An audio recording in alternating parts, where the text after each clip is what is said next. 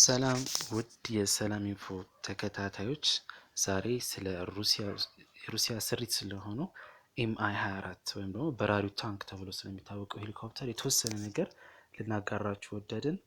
ይህ ኤምአይ 24 የተባለው ሄሊኮፕተር እስከ 8 ሰዎችን መያዝ ይችላል። ሚል ሞስኮ ሄሊኮፕተር ፕላንት በተባለ በሩሲያ ድርጅት የተፈበረከ ነው። ለመጀመሪያ ጊዜ አገልግሎት ላይ ያለው በ1969 ነበር። በ1969 የሙከራ በረራውን አደረገ፣ ግን ኦፊሻሊ በ1972 ነው ስራ ላይ የዋለው።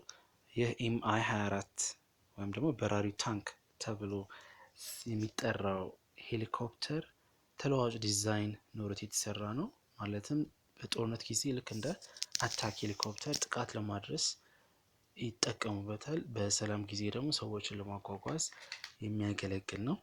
ቢዝነስ ኢንሳይደር በቅርቡ እንዳወጣው የሚያስደንቁ የጦር መሳሪያዎችን ታጥቋል። ለምሳሌ ከሚታጠቃቸው መሳሪያዎች ውስጥ ጸረ ታንክ ሚሳይሎች፣ የሮኬት ማስወንጨፊያ፣ አውቶማቲክ ጠመንጃዎች፣ የቦምብ መጣዎች እና ሌሎችን መሳሪያዎችን ማካተት ይችላል ማለት ነው።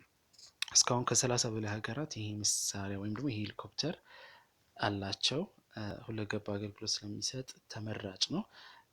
ሩሲያ ኤምአይ 24፣ ኤምአይ 25 እና ኤምአይ 35 ሄሊኮፕተር ስሪቶችን በብዛት ታመርታለች። በብዛት ማምረት ብቻ ሳይሆን ለውጭ ገበያም ታውላለች እና በራሪ ታንክ የተባለው ዝቅ ብሎ መብረር ይችላል እና በጠላት ላይ ደግሞ ከፍተኛ ጉዳት ማድረስ ስለሚችል ይህን ስያሜ አግኝቷል።